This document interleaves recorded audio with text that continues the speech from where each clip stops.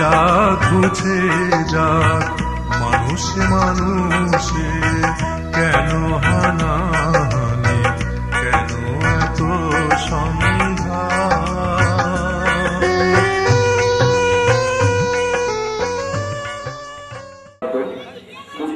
56 বুদ্ধাব্দ রোজ বৃহস্পতিবার। আজকের এই অনুষ্ঠিত সভা যাকে ঘিরে তিনি আমার সম্পর্কে জেঠুমণি, আমার স্কুল শিক্ষক। উল্লেখ্য, গতকাল 4 নভেম্বর ভোর 5টায় ঢাকাস্থ তার পুত্র শিল্প বড়ুয়ার বাসায় এই সংসার পরিগ্রহ ত্যাগ করেন। আজকের এই অনুষ্ঠিত সভার দুটো অংশে বিভক্ত। একটা প্রথম অংশ থাকবে তার নিজের পারিবারিক ও কর্মজীবন ভিত্তিক আলোচনা এবং অংশগ্রহণ করবেন তার আত্মীয় স্বজনরা। দ্বিতীয় পর্বে থাকবেন বুদ্ধপুত্র ধর্মীয় কান্ডারী মাতৃ মহোদয়গণ।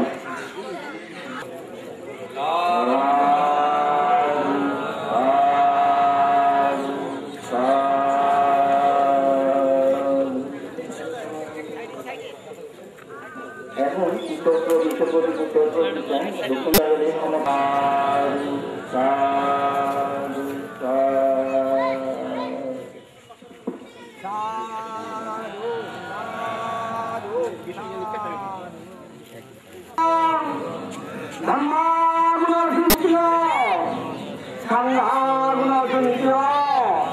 মাতা পিতা গুণসিংহ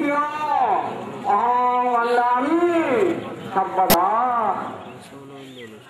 বুদ্ধাঙ্গে বন্দামি ধম্মাঙ্গে বন্দামি সংঘাঙ্গে বন্দামি আঙ্গে বন্দামি সর্বদা দ্বিতীয়াম্পি বুদ্ধাঙ্গে বন্দামি ধম্মাঙ্গে বন্দামি সংঘাঙ্গে বন্দামি আঙ্গে বন্দামি সর্বদা তৃতীয়াম্পি বুদ্ধাঙ্গে বন্দামি ধম্মাঙ্গে বন্দামি সংঘাঙ্গে বন্দামি আঙ্গে বন্দামি সর্বদা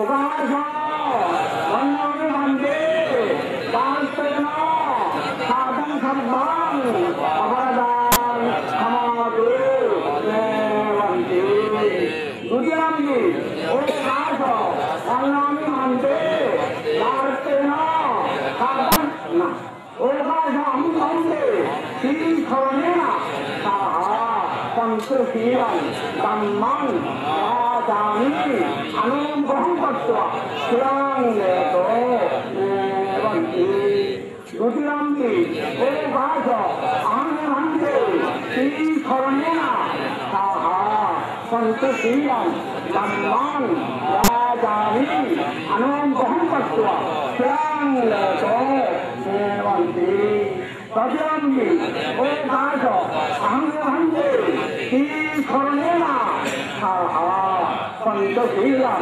ধম্মং রাজামি অনুগ্রহং কর্ত্বা চিরং লেতো বন্দে জনহাং বদন্तं বরিথা নমো তস্য ভগবতো অরহতো সম্মা সম্বুদ্ধস্য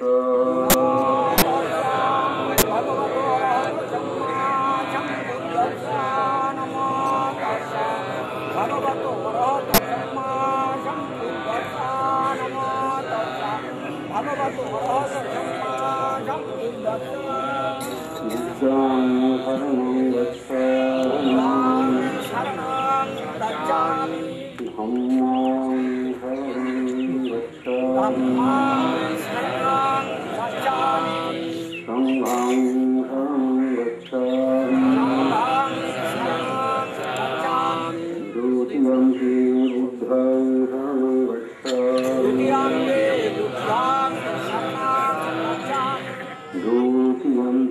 ধম্মং শরণং গচ্ছামি দ্বিতীয়াম্পি সংঘং শরণং গচ্ছামি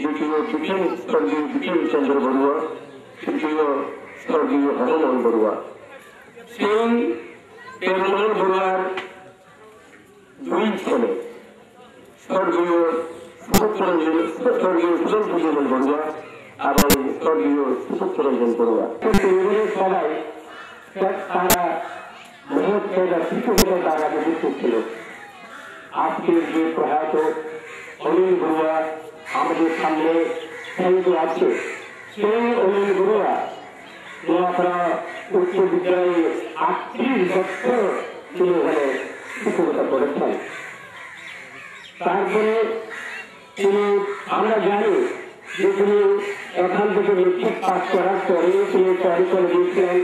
ওখান থেকে আগে গিয়ে পাস করার পরে তিনি ইচ্ছে করলে ওখানে ভালোভাবে চাকরি পেতেন। অর্থাৎ আমি যখন বাজারে যাই, কোনো বিয়ে বাড়ি যায়, তখন বলে দেখি এই যে আমার মাস্টারটা দেখছি স্যার, যখন আমি বাজারে যাই তখন আমাকে বলতে দেখি স্যার আদাব, স্যার নমস্কার।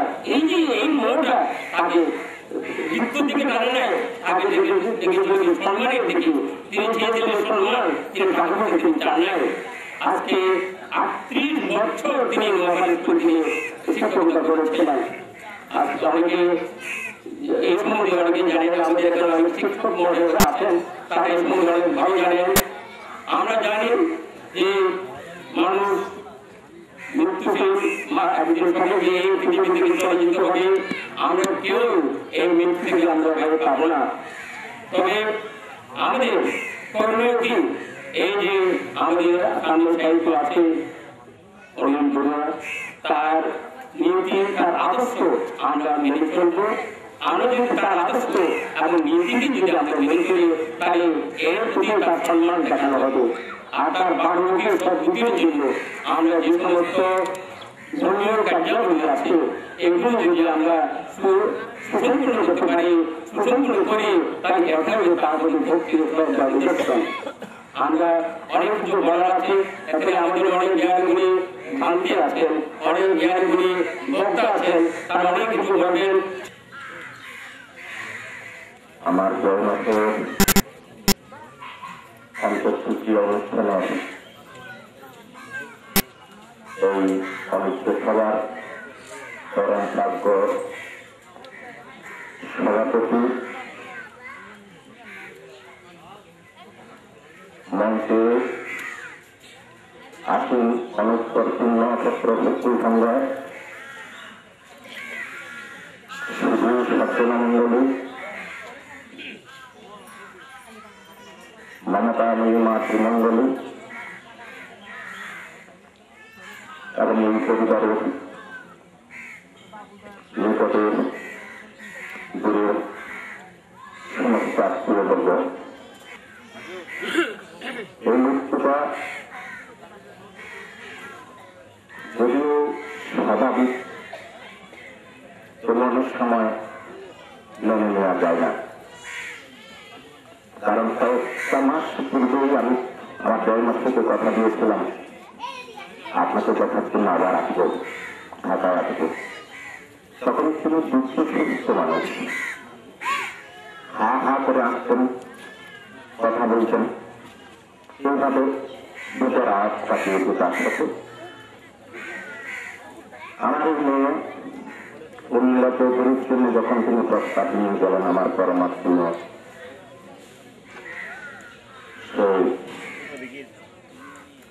নজরুল্লাহ, আমার শিক্ষিত ভাই বাবু রামদুলাল মহোদয়, তিনি আমাকে দেখে বললেন যে একটা মেহমান আসছে, তার জোর থাকছে, সেটা আসতে হবে, কিন্তু সেটা নাম সে মেয়েকে কিন্তু আসতে হবে।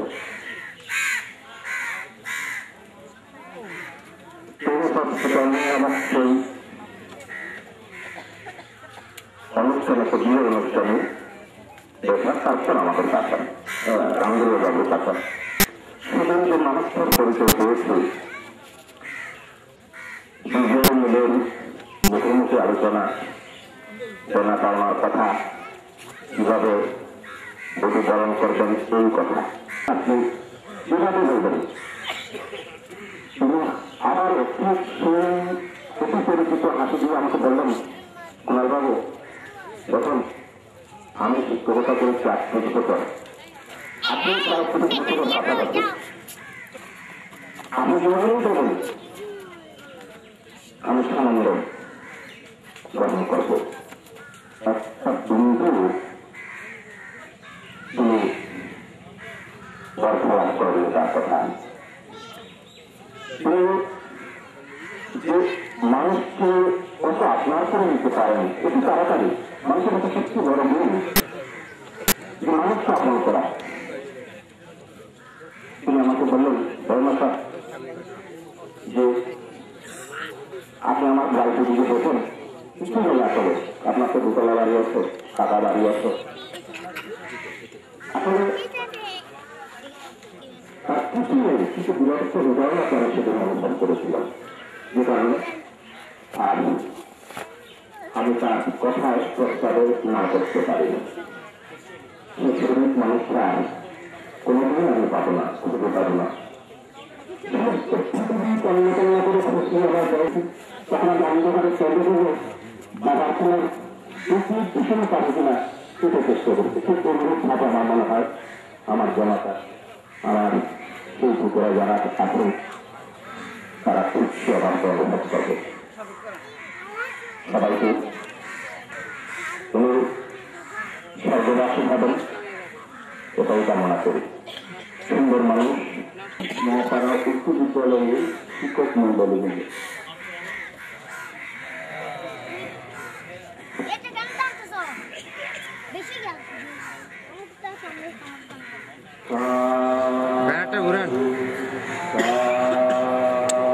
ঘুরান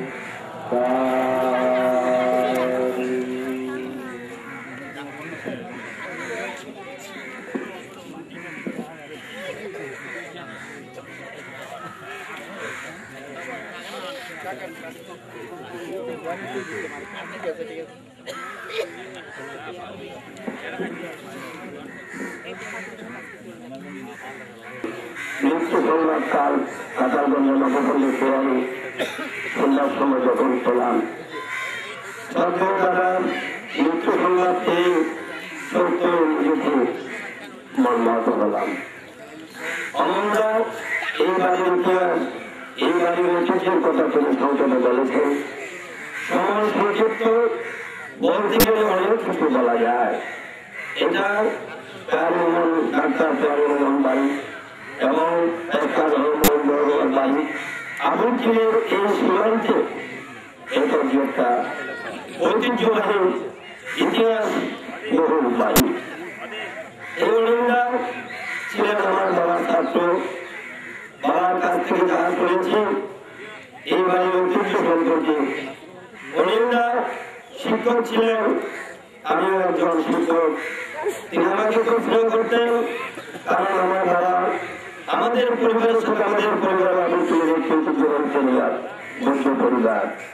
যে পরিবারে জন্ম নিয়েছিল প্রমোদ সাবিস্টার, নীলকমল মাস্টার প্রমুখ ব্যক্তিত্ব সম্পন্ন, সেই পরিবারের সাথে এই ডাক্তার পরিবারের অনেক সম্পর্ক ছিল। আমার বাবা ওনাকে পড়াতে আমাকে বলতেন, তোমার বাবার ঐতিহ্য তুলে ধরে রেখেছ। কাজে অনিন্দা সেদিন কিছুদিন আগে আমি যখন এই 7 তারিখ আগে উত্তর প্রদেশের জন্মসূত্র পেয়ে কঠিন জানানো চলে যাচ্ছি, এক হিন্দুস্থানের সাথে আমার দেখা হলো। আমাদের সেই আবুলচিনের শিক্ষক এবং কিছুদিন আগে মহারাজ বিদ্যালয়ে যে তিনি অবসর নিয়েছেন, এই স্কুলে তিনি শিক্ষকতা করে যে শিক্ষা অর্জন করেছে, সেই সেদিন এই হিন্দু ছেলেটার কাছ থেকে যাই শুনেছি, তার বাংলা বলেন, ইংরেজি বলেন, পালি বলেন, প্রত্যেকটা বিষয়ে তার পাণ্ডিত্য ছিল। এই উনিও বাবুর সাথে আমার শ্রদ্ধেয় কাকা আবুলচিন উচ্চ বিদ্যালয় পরিচালনা কমিটির প্রতিষ্ঠাতা সদস্য বিজয় বাবুর সাথে খুব সুন্দর সম্পর্ক। আমি জানতাম তারা দুজনে কি সুন্দর সুগভীর সম্পর্ক ছিল, সেটা আমার জন্য উপযুক্ত। এরকম একজন ভদ্র পেয়েছি শিক্ষক সমাজের বিরল। তাদের মধ্যে সাম্প্রদায়িকতা ছিল না, তাদের মধ্যে মতানৈক্য ছিল না, তাদের মধ্যে বাহাদুর ছিল না। তিনি প্রচন্ড করতেন, অসাম্প্রদায়িক চেতনার কোনো মানুষ ছিলেন।